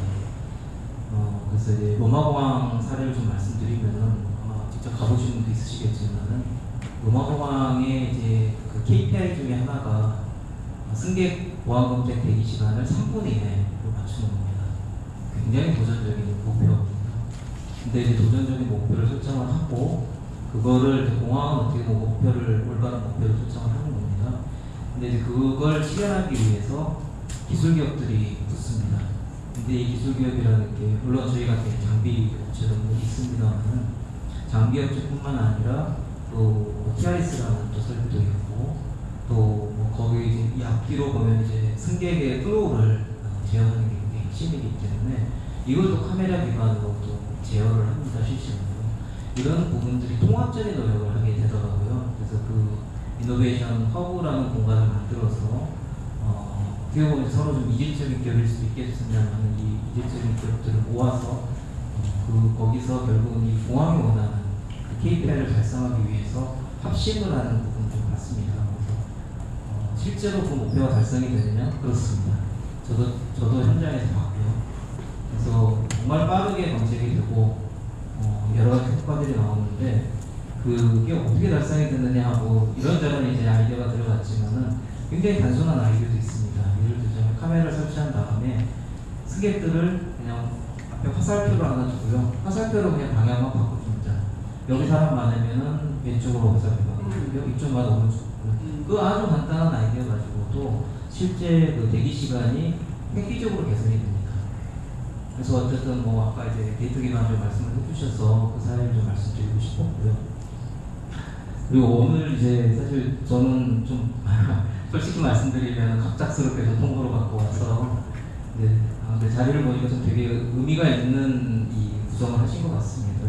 레귤레이터도 계시고 오퍼레이터도 있고 저희가 매니팩처러도 있고 해서 사실 이제 저희들이 결국은 이 K 항공보안 장비를 이제 글로벌 경쟁을 갖추는데 결국 합심해서 저는 가야 된다는 그런 확고한 믿음을 가지고 있고요. 그리고 테스트베드 물론 저희는 정말 원합니다. 근데 이제 저희가 원한다고 해서 국민의 세금 또 뭐 여러 가지 이제 이해관계가 얽혀 있는 거를 저희 의도대로 만들 수는 없을 거고 과연 뭘 해서 저희가 이제 같이 원하는 그런 그 성과를 내야 될 거냐 이게 되게 중요한 것 같아요. 그래서 오늘 뭐 여러 말씀을 해주셨기 때문에 그냥 빠진 거 하나만 좀 말씀드리고 싶은 거는 오픈 아키텍처 부분입니다. 아마 많은 분들이 아실 거라고 생각을 합니다만 그동안 사실 보안장비라는 게 상당히 폐쇄적으로 운영이 되어 왔었죠. 그래서 보안이라는 명분 하에 뭐 커넥티비티라는 게 없습니다. 다 그냥 스탠드얼론으로 돌아가고 또 각 제조사별로도 완전 블랙박스입니다. 공개하는 정보라는 게 없습니다. 근데 뭐 모든 게 이건 보안 장비야 이러면 이제 다 그동안 허용이 됐었습니다. 그거는 뭐 제 판단에는 아주 올드 패러다임이라고 저는 생각을 하고요. 미국 같은 경우 뭐 아시는 대로 TSA가 앞장서서 그걸 깨려고 되게 노력을 하고 있고 또 유럽도 마찬가지입니다. 뭐 혁신 기업들은 제가 느끼기에는 유럽이 훨씬 많고요. 뭐 항공관에 국한된 거긴 합니다만 그래서 그런 기업들이 모여서 결국은 그 새로운 패러다임을 만들려고 하고 있고 그거의 큰 키워드는 오픈 아키텍처라고 생각을 합니다. 그래서 뭐 저희 이제 쉽게 생각할 수 있는 TV는 뭐 휴대폰 다 이 규격들이 다 사실은 오픈이 돼 있거든요. 그럼 그 안에서 규격을 서로 통일을 합니다. 그래서 그 안에서 뭐 데이터도 서로 자유롭게 공유할 수 있고 또 연결도 마찬가지입니다. 극단적으로 뭐 스위치 액션의 하드웨어를 SSD과 연결할 수도 있을 거고 또 SSD 소프트웨어가 스위치 액션을 연결할 수도 있을 거고 또 알고리즘 같은 경우도 뭐 지금 국내 기업 같으면 뭐 AI 딥노이드라는 회사도 있고 해외도 여러 이제 AI 전문 업체가 있습니다만은 이런 업체들이 그 국산 뭐 보안 장비든 해외 보안 장비든 간에 뭐 같이 연결해서 가장 최상의 결과를 얻을 수 있는 그런 조합을 만들어낼 수 있거든요. 그래서 결국 이 오픈 아키텍처 부분을 지금 어쨌든 뭐 여러 앞서 말씀하셨던 대로 하드웨어 부분에 제일 개선할 부분도 여전히 있고 그 스탠다드 대비해서 부족한 부분도 있지만은 결국은 극복은 될 거라고 생각을 하고요. 시간의 문제가 생각을 합니다. 그럼 저희가 어떻게 그 경쟁력을 더 갖춰갈 거냐? 뭐 열심히 따라가서 그 수준을 맞춘다고 해서 저희가 글로벌 경쟁력을 갖출 수 있다 생각하지는 않습니다. 그래서 뭐 미국이든 미국, 뭐 유럽 또 중국 뭐 이런 앞선 업체들이 하고 있는 거를 좀 더 앞서가서 저희가 선점할 부분이 당연히 필요할 거고 그 부분이 테스트 베드에 결국 포함되는 게 관건이라고 생각합니다. 그래서 말 그대로 컨텐츠가 정말 중요하다는 생각이고요. 그래서 이번에 이제 그 테스트 베드를 어쨌든 많은 분들이 지금 관심도 가지시고 잘 이루어질 거라고 저희는 믿고 있고 거기에 저희는 어떤 알맹이를 어떻게 들어갈 거냐 이거 저희 심각하게 고민하겠습니다. 그래서 단순히 그냥 저희 장비 실증해주세요, 검증해주세요 이런 게 아니고 정말 그 세계 저희가 뭐 좋은 사례로 얘기할 수 있는 인천공항공사나 한국공항공사가 그 세계 공항을 선도할 수 있는 그런 테스트베드로 좀 만들어가는데 최선을 다해보겠습니다. 감사합니다. 네, 또 박수 한번 자, 시간은 뭐 거의 다 왔는데 우리 이제 그 발표하셨던 두 분도 이제 자리에 앉으셨으니까 뭐 간단하게 그 말씀 좀 나눠주시고 오늘 플로어에 그 많이 계시잖아요. 그래서 우선 이제 두 분 말씀 좀 듣고 또 플로어 쪽에서 혹시 꼭 이런 자리에서 꼭 말씀하실 분 계시면은 손 드시면 마이크를 드리도록 하겠습니다. 아니 그쪽 먼저 할까요? 혹시 플로어 쪽에 손 한번 들어보시죠. 말씀 나누실 분. 네.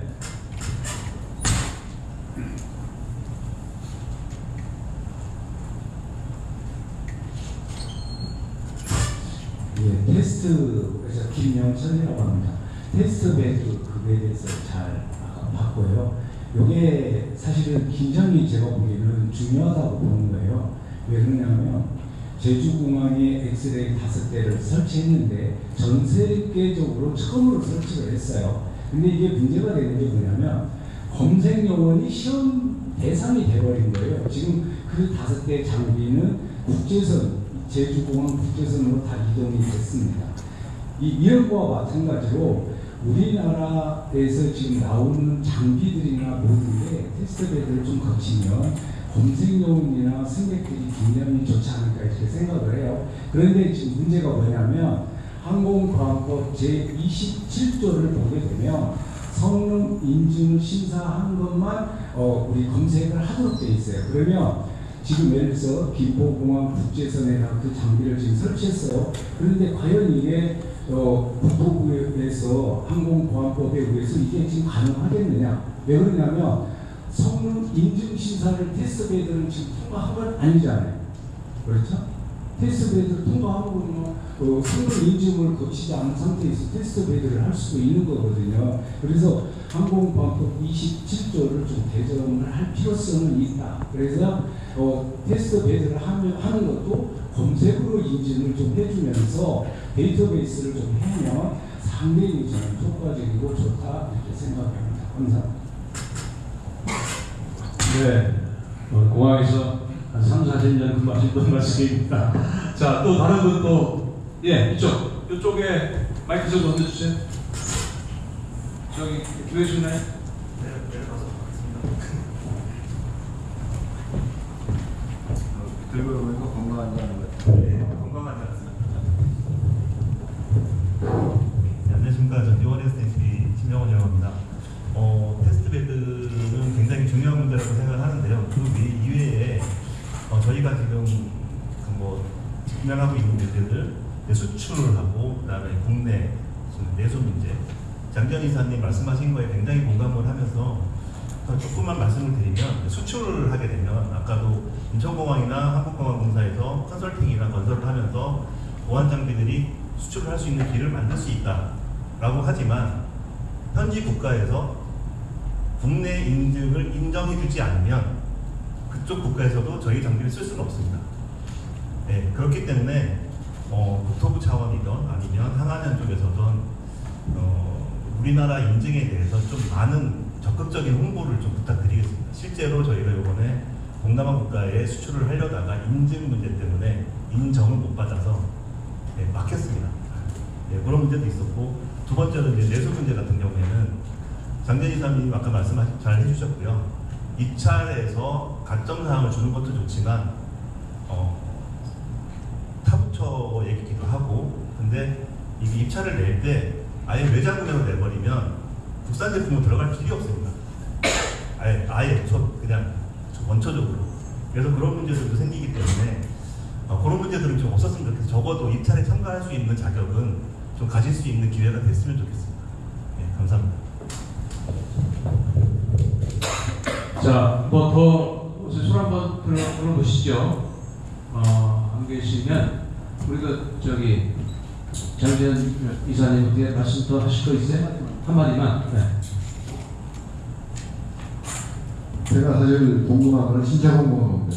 항공보안법 27조에 동법 불칙에 뭐라고 있냐면 국토교통부 장관으로부터 성능 인증을 받고 생산 중인 항공보안 장비가 각기 다른 제작사의 장비로서 종류별로 이종이성이 인증되기 이전까지는 제작국가의 항공보안 장비 인증을 받은 것은 인정한다지만 태어공항입니다. 이 금년 말이면은 국내에도 이제 두 개 회사가 두 개 모델로 인증을 받는데 테스트에도 필요 없는 거 아닙니까? 그 해외 수입 장비가 인증을 못 받았으면은 국내 공항 운영자가 수입장비 못 사는 게 아니에요, 그죠? 분명히 이거 이제 두 개 회사가 두 개 학기달마다 받았는데 법으로 받았는데 법이 보호를 못 해주고 운영자가 수입 장비를 쓴다. 이거 법 위반하는 거세요. 이거 제가 진짜 궁금한 겁니다. 이거 제가 몇 년 전부터 계속 질문을 하는데 여기에 대해서 참 국토부는 명확한 답변을 못 주고 그렇게 할 거라고는 하는데 강제적으로 할 수 있느냐 하는 것이 좀 배짱이냐는 거죠. 저는 그게 되게 궁금한 겁니다. 이미 그 법으로 성능 인증 받기 전까지는 해외 제작사의 성능 인증을 인정한다 했고 국내 제작사가 인정을 받았으면은 법대로 하자는 거죠, 법대로. 그러면 솔직히 공항 운영자도 어쩔 수 없이 국산 장비를 쓰지 않을까 하는 생각을 하는 겁니다.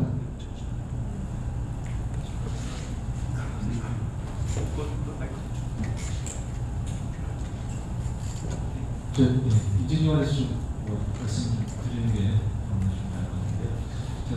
알미 이사님께서 그 질의하신 것 중에 우리나라에서 그러니까 제가 말씀드리는 건 우리나라 장비든 해외 장비든 상관이 없습니다. 항공안전기술원장의 인증서를 발급한 국토교통부 장관이 위임했으니 항공안전기술원장이 발급한 인증서를 획득하는 업체라고 표현을 하는 게 정확히 맞고요. 자, 2개 업체가 나왔다고 하면 지금 말씀하신 대로 A 업체, B 업체가 국내일 수도 있고 모두 해외일 수도 있고 국내 또는 해외일 수도 있습니다. 그건 중요하지 않고요. 다만 A 업체하고 B 업체는 다른 업체입니다. 자, 예를 들면 X선 소형 검색 장비를 A 업체가 지금 받은 상태죠. 여기에 B 업체가 추가로 받았다라고 하면 항공법제 27조 97에 의해서 현재 정확하게는 공항 운영자라고 표현하고 있습니다. 장비 운영자죠. 거기에는 공항, 여객터미널, 화물터미널, 공항 철도까지 포함이 되고 있고요. 여기에 사용되어지는 장비를 운영하는 장비 운영자는 그 뒤로부터는 무조건 그 국토교통부 장관이 인증한 인증 장비만을 써야 된다. 즉 항공안전기술원장이 발급한 인증서가 있는 장비만 써야 된다 이렇게 되어 있습니다. 예, 제가 원하는 대로 그거였습니다. 예, 거기까지는 말씀을 드릴 수 있고요. 다만 이제 아까 뒤에 써도 그 다음에 그러면 지금까지 쓰고 있는 장비는 어떻게 하냐? 그거는 부칙에 보시면 해외 장비든 국내 장비든 상관없이 그 내용 연수를 다 할 때까지는 쓸 수 있습니다. 그 이후부터는 공항 운영자는 인증받은 장비만 써야 됩니다. 그게 정확히 맞습니다. 그러니까 제가 아까 좀 답변은 안 됐는데요. 성능 인증을 받은 장비를 항공보안법 27조에 의해서 공항 운영자가 사용을 해야 돼요. 그죠? 그런데 우리 지금 아까 우리 회장님이 발표하신 우리 그 테스트 베드 같은 경우는 인증이 안 된 상태에서 가능하겠느냐? 그거는 제가 봐도 인증받은 장비가 우선이지 인증받은 장비를 테스트한다는 건 좀 무리수죠. 그렇게 하면 되는데 연습을 해가지고 좀 할 수도 있지 않겠느냐? 그러면 저도 그거 제작하고 있지만은 그건 아니라고. 그 부분은 제가 짧게 그냥 말씀드릴 수 있을 것 같은데요. 로마공항 봤더니 실제 인증받지 않은 장비도 화분이 있는데 그거를 이제 독립적으로 운영하는 게 아니고요. 예를 들면 알사라고 제가 표현하겠습니다. 알사 인증을 안 받은 장비가 있었고 그다음 알사 인증 받은 장비가 있었는데 두 개를 붙여서 씁니다. 그래서 그런 식으로 테스트 베드를 만들게 되면은 인증받은 장비를 쓰기 때문에 이제 공항에서는 보안을 안심을 할 수가 있을 거고요. 그 다음에 제조사의 입장에서는 하나는 인증받은 장비고 하나는 인증받지 않은 더 혁신적인 개념 장비를 두고 그거에 대한 또 테스트 베드의 효과를 얻을 수 있고 두 마리를 잡을 수 있기 때문에 나중에 테스트 베드는 그런 형태로 생각하면 될 것 같습니다. 제가 그거를 조금만 더 말씀드릴게요. 지금 오늘 다루어지는 미국의 테스트베드에 대한 어떤 이 정확한 의미를 좀 이해를 해주셔야 되는데요. 미국의 인증 제도가 기본적으로 미국은 인큐베이팅 방식입니다. 국가가 모집을 해서 개발사로 하여금 인증이라고 하는 하나의 바구니에 넣어서 개발을 시킵니다. 그래서 정확하게 이제 그것을 이제 미국의 TSL이라고 하는 곳에서 그 제작사들이 모여서 성능을 계속 개발을 하면서 어느 정도 성능이 되면 이제 그것을 이제 개발 단계 DTM이라고 하는데요. 그게 끝나면 실질적으로 TSL에서 평가를 합니다. 평가를 해서 그 국가가 정해놓은 미국 TSA가 정해놓은 기준에 충족하는 제품이 나오면 그 제품은 어프로브드라고 하는 그 증을 줍니다. 그 증을 주면 그 제조사는 미국 TSA가 최소한 정해놓은 기준을 충족하는 제품이다라는 걸로 인정을 받아요. 그러면 그 제조사는 두 가지 선택을 할 수가 있는데 하나는 해외에다 물건을 팔 수가 있습니다. 그렇지만 TSA가 그것을 개런티해주지 않습니다. TSA는 미국 공항의 모든 그 장비를 배치를 하는 예산을 확보하고 있기 때문에 국가가 배치를 해주는 예산을 조정하기 때문에 그 어프로브드된 장비를 공항에다 배치를 하게 되는데 모든 어프로브드된 장비를 다 공항에 배치하는 것이 아니라 실질적으로 자기들이 어프로브드 시키고 그 다음에 그 TSIF라고 하는 곳이 있습니다. 거기는 이제 그 BHS 라인이 들어가 있어서 거기서 내구성 테스트나 신뢰성 테스트를 합니다. 그게 끝나면 그 라스베가스라고 하는 그런 시범 공항이 있습니다.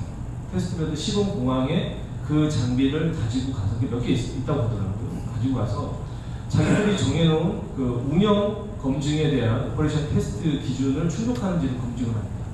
그걸 검증이 끝난 장비들 중에서 선택적으로 배치를 하게 되어 있어요. 그렇기 때문에 미국으로 기준으로 보신다고 그러면 인증을 충분히 성능을 정해놓은 국가 정해놓은 기준을 획득한 장비를 가지고 하는 것이지, 예를 이제 그걸 가지고 우리나라에 투영시켜 보면 국토교통부에서 인증 기준을 통과한 인증서를 획득한 장비여야 한다는 게 제 생각입니다. 자, 이제 시간도 뭐 많이 좀 지났는데, 이제 그동안 뭐 여러 차례 논의가 있었겠지만, 특히 이제 국토교통부를 중심으로 해서, 제가 지금 3차 항공보안 기본계획을 한번 보니까, 오늘 논의하고 있는 이런 내용들, 또 테스트베드도 또 구축하는 것으로 또 돼 있습니다. 26년까지거든요. 그럼 이제 2년밖에 안 남았는데, 이제 물론 이제 실현 가능한 계획을 세워서 하는 게 제일 중요하죠.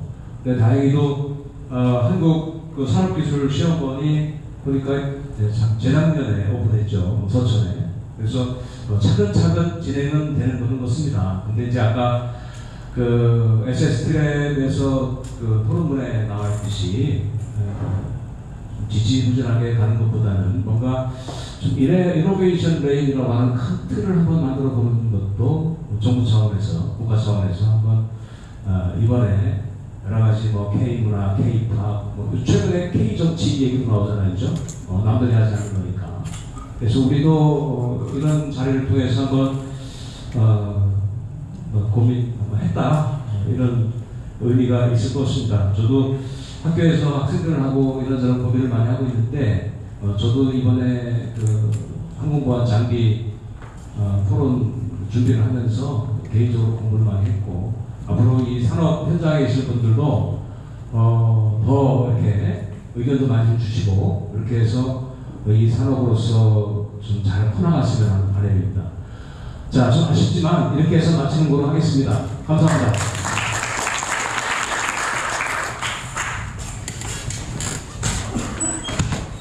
자, 마지막 세션까지 다 마쳤습니다.